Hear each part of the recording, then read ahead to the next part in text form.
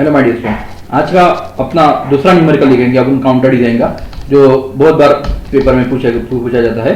वो है design a 3-bit counter with directional control input M by using JK flip flop. Same numerical है, up down counter, पर यहाँ पे up के साथ साथ डाउन भी बोला है, यानी बाय डायरेक्शनल आप बोल सकते कि बढ़ भी रहा और कम भी हो रहा। और विथ कंट्रोल इनपुट एम, ये नया चीज आया है कंट्रोल इनपुट। हालांकि इसके पहले न्यूमेरिकल में अपने 3-bit अप काउंटर बनाया, वहां पे डाउन नहीं था, 3-bit अप ही था, डाउन नहीं था। बट यहाँ पे नई चीज है कि अप डाउन के साथ कंट्रोल इनपुट भी देना है। तो अभी देखिए आंसर में क्या किया कि if the directional control input m is equal to 0, counter will be act as up. अगर जो कंट्रोल इनपुट 0 होगा तो अप में काउंटर करेगा, कंट्रोल इनपुट 1 होगा तो डाउन में काउंटर करेगा। देखिए उसके हिसाब से मैंने यहाँ पे स्टेट डायग्राम भी ड्रॉ किया। इसके पहले न्यूमेरिकल में स्टेट डायग्राम थी, बट यहाँ पे अप डाउन का कुछ मैटर नहीं था करके डायरेक्ट था। बट अभी यहाँ पे अप माने लो टू हाई, तो अप देखिए बाहर का m0 m is equal to 0, और डाउन में फ्रॉम हाई टू लो, फिर इधर उल्टा। क्लियर? ये है अप और डाउन काउंटर का। अभी वापस जेके फ्लिप फ्लॉप से बनाना है तो मुझे कैरेक्टरिस्टिक इक्वेशन टेबल पता होना चाहिए, तो मैंने यहाँ भी वो भी यहाँ पे ड्रॉ कर लिया। इसके बाद इंपॉर्टेंट है कि इसका जो ट्रूथ टेबल है वो अभी देखिए यहाँ पे इसके पहले के न्यूमेरिकल में जो एक्साइटेशन टेबल ड्रॉ किया था, उस एक्साइटेशन टेबल में अपन ने 8 ही कॉन्फ़िगरेशन किए थे।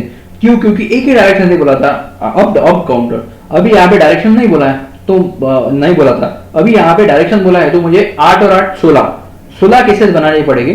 16 केसेस, 8 केसेस अप के, 8 केसेस डाउन के। तो देखिए हमने क्या किया, for m is equal to 0 के 8 केसेस बना लिए, for m is equal to 1 के 8 केसेस बना लिए, फॉर यानी इसका मतलब 8 अप के और 8 डाउन के। देखिए 8 अप के पहले अपन देखते, फिर उसके बाद 8 डाउन के केसेस देखते।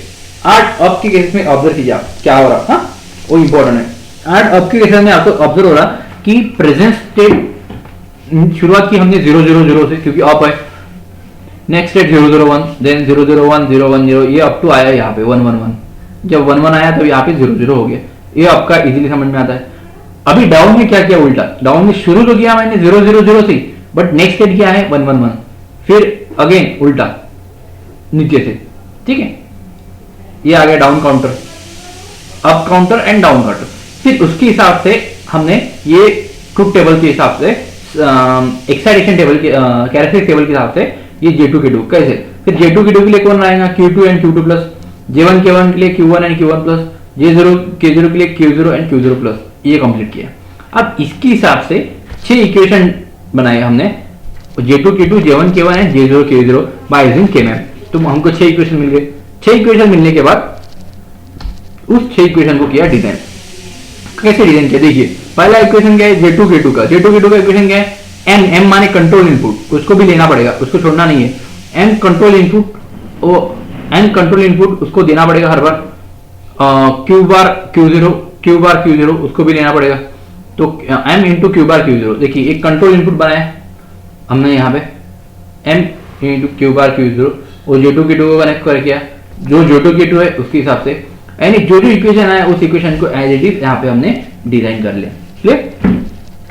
इस हिसाब से आप अप एंड डाउन काउंटर एक ही इसमें ऐसा भी काउंटर आप इजीली बना सकते हैं। क्लियर?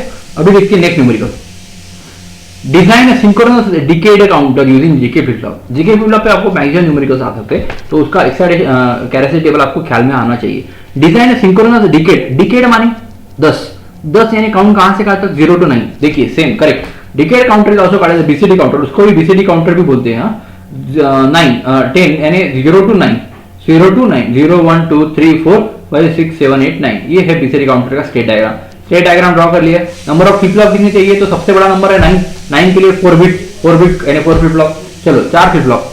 तो पहले तो एक्साइटेशन टेबल में Q3 Q2 Q1 Q0, Q3 plus Q2 plus Q1 plus Q0 plus, 4 flip flop J3 K3 J2 K2 J1 K1 and J0 K0। पहले J3 K3 के लिए किसको ऑब्जर्व करना पड़ेगा, J0 Q3 Q3 plus, J2 K2 के लिए Q2 and Q2 plus, right. J1 K1 के लिए Q1 and Q1 plus, and इसके लिए J2 K0 के लिए Q0 एंड Q0 प्लस को ऑब्जर्व किया। एक्साइटेशन टेबल कंप्लीट कर लिया इसके हिसाब से from the characteristic equation. Characteristic equation observe करने के बाद J3 K3 का जो कुछ इक्वेशन आया वो इक्वेशन को किया reduce by using Kmap। We got another 4 equation. 4 equation अपने को मिले। एक फ्लिप फ्लॉप J3 K3 के लिए, J2 K2 के लिए, J0 J1 K1 और J0 K0 के लिए। फिर उस इक्वेशन को किया हमने design by using logic diagram. Logic diagram में क्या निकाला, तो भाई 4 फ्लिप फ्लॉप निकाले, 4 फ्लिप फ्लॉप कुछ क्लॉक इनपुट दीजिए, क्लॉक इनपुट दीजिए, उसके साथ साथ कुछ डायग्राम ड्रॉ किए, लॉजिकल गेट ड्रॉ करके उसको अप्लाई करके उसको इंप्लीमेंट कर दिया। In that way we can design decade counter, it also called as BCD counter. इसको बीसीडी काउंटर भी बोलते हैं और डिकेड काउंटर भी बोलते हैं, जो काफी बार अपने को पेपर में पूछा जाता है। क्लियर। और एक न्यूमेरिकल देखते हैं, design a synchronous counter to count following sequence. अभी यहाँ पे counter 3 bit 4 bit up down ये कुछ नहीं है, क्वेश्चन देखिए, design a synchronous counter to count following sequence. Sequence दिया है, उस सीक्वेंस को काउंट करना है। सीक्वेंस देखिए क्या है, 1 3 8 5 2 0,